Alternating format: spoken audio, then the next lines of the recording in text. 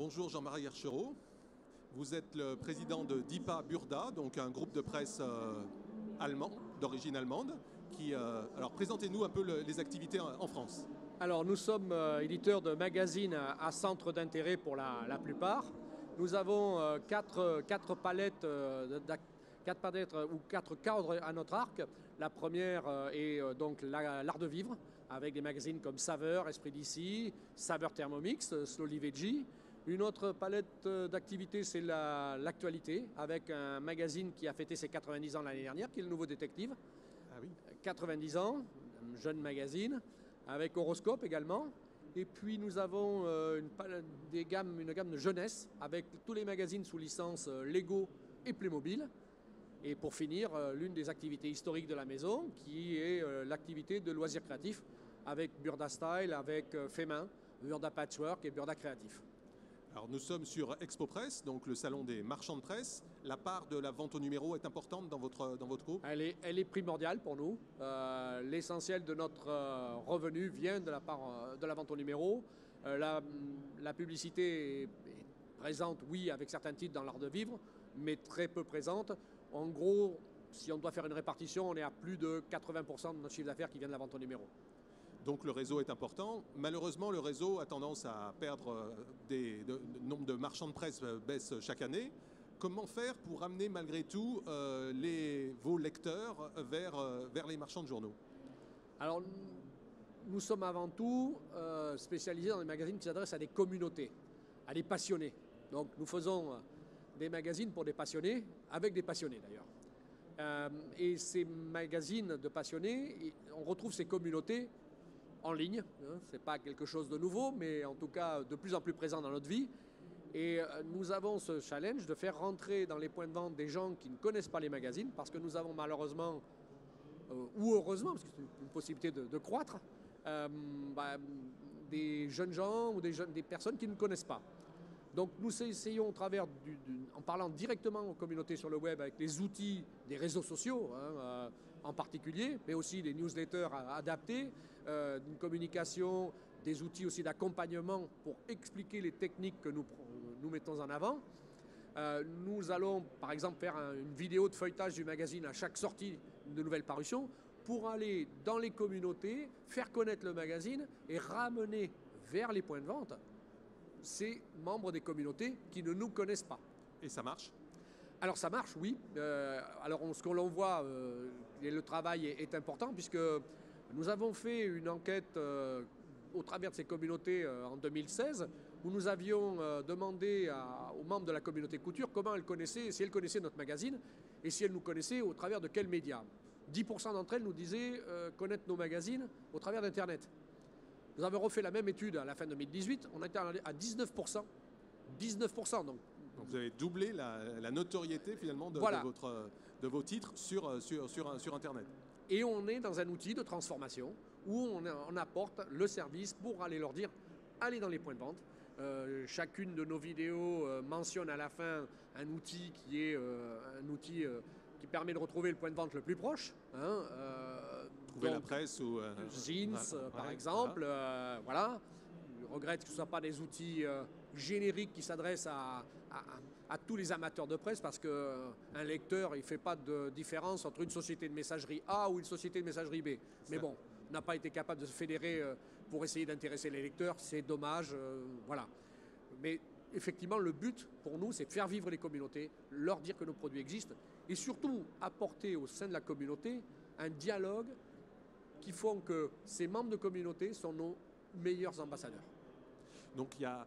Ambassadrices. Donc vos rédactions sont en permanence en train d'animer ces communautés finalement. C'est essayer qu'elles s'engagent, qu'elles adhèrent, et qu'elles transmettent, et qu'elles fassent participer et faire connaître à leurs amis, quoi, quelque part. Tout à fait. Nos rédactions effectivement travaillent étroitement avec nos spécialistes des réseaux sociaux, puisqu'il y a une partie technique et technologique qu'on ne maîtrise pas forcément toujours. Même si dans les recrutements des équipes qui sont les miennes à Strasbourg, aujourd'hui on ne recrute plus forcément des gens sur un profil journalistique pur, mais avec une connaissance du web et avec une connaissance des techniques et des activités de la communauté. Donc oui, notre but, c'est ça, c'est leur dire, voilà, il existe un magazine, allez dans le point de vente et qu'elles puissent se le recommander mutuellement. J'ai fait ce modèle issu de tel magazine, je le recommande à ma communauté. Alors l'innovation, c'est aussi l'innovation print. Vous êtes un groupe qui fait régulièrement pas mal de lancements finalement. L'an dernier, vous avez fait, qui a échoué malheureusement, mais qui s'appelait Tout pour moi. Quelle est votre philosophie en matière de lancement de papier ? Notre philosophie, elle est sur la nécessité d'un renouvellement permanent de l'offre. Lorsque vous prenez un fabricant de yaourts, il va vous sortir des yaourts à n'importe quelle saveur et si ça ne marche pas, il va être capable de les changer rapidement. Sur Internet, on change en permanence les offres dans un délai très très court. Donc si nous, on n'est pas capable de renouveler la qualité de notre offre au travers justement de cibles pertinentes qui partagent un loisir, un hobby, parce que je pense que la presse à centre d'intérêt reste un élément moteur et fort, et surtout pour le réseau qui est le nôtre et qui est le seul. C'est ce qui fait la richesse du réseau, hein, c'est tout à fait. Voilà, le réseau des spécialistes qui peut mettre en avant ce genre de produit à valeur faciale élevée. Donc l'innovation print est nécessaire. On n'hésite pas non plus à faire des lancements, mais aussi à arrêter un titre si le public n'est plus à son rendez-vous, pour privilégier cette capacité d'investissement pour aller chercher d'autres ressorts de croissance. On l'a fait avec Esprit d'ici, on l'a fait avec Saveur Thermomix, on l'a fait avec Tout pour moi. Voilà, on l'a fait avec Cuisine d'ici ou Jardin d'ici, qui n'existe plus, mais demain on refera peut-être quelque chose dans le jardin. Il faut vivre avec son univers, voir qu'est-ce qui se passe dans vos communautés, voir ce qui se passe autour de vous. Tous les jours quand vous vous levez, regardez, vous regardez peut-être pas le miroir en se rasant. Peut-être pas pour devenir président, mais pour d'autres choses. Pour trouver de nouvelles idées, tout à fait. Voilà. 2019, vous avez déjà des projets dans les cartons ? Oui, il y a toujours des projets. Toujours des projets, mais non, on a la chance d'être entouré de gentils petits copains. Donc, le drame de cette profession, c'est aussi le fait qu'on a des gens qui sont des pilleurs sans vergogne, qui vont véritablement copier les magazines. Quand on voit l'univers des titres people ou des titres féminins, où on a des gens qui ne font que copier, donc on essaye de se garder quand même quelques idées et de le faire. Mais en tout cas aussi, ce que l'on prend en considération dès le départ, c'est le fait de marier cet accompagnement des communautés web avec le print. Un lancement print ne peut plus se faire seul au jour d'aujourd'hui. Ce n'est plus possible. C'est pas possible autrement. Donc oui, on a des projets, voilà. Qui devraient aboutir dans les mois qui viennent. Oui, tout à fait. On essaye d'être sur un rythme d'à peu près à minima, un lancement par an, voire tous les 2 ans. Vous faites partie d'un groupe allemand. Oui. Est-ce qu'il y a des synergies ? Est-ce que vous allez chercher de nouvelles idées ? Ou vous êtes vraiment focusé sur le marché français ? On n'a pas de grosses synergies, si vous voulez. On essaye de partager nos meilleures expériences et de temps en temps aussi les plus mauvaises pour éviter de les reproduire. Mais il est très difficile de pouvoir copier d'un marché à l'autre, dupliquer d'un marché à l'autre. La clientèle, les réseaux de distribution, moi je suis en charge de quasiment la moitié de l'Europe et on a des challenges tout à fait différents sur un certain nombre de pays. Donc on n'est pas un produit totalement identique, à part l'un de ceux dont je m'occupe. Il n'y en a pas beaucoup. On ne cuisine pas de la même façon en Allemagne, où une recette peut être la même, mais la façon de la décrire sera totalement différente. Un Allemand a besoin de beaucoup plus de détails qu'un Français. C'est culturel, c'est comme ça. Donc oui, on regarde ce qui se passe parce qu'il y a quand même des grosses tendances intéressantes. Mais après, il faut véritablement les retravailler pour les adapter à son marché. Ce n'est pas possible de prendre un pour un. Non. Vous êtes sur le salon Expo Presse. Quel message vous voulez faire passer aux marchands de presse qui viennent vous voir sur votre stand ?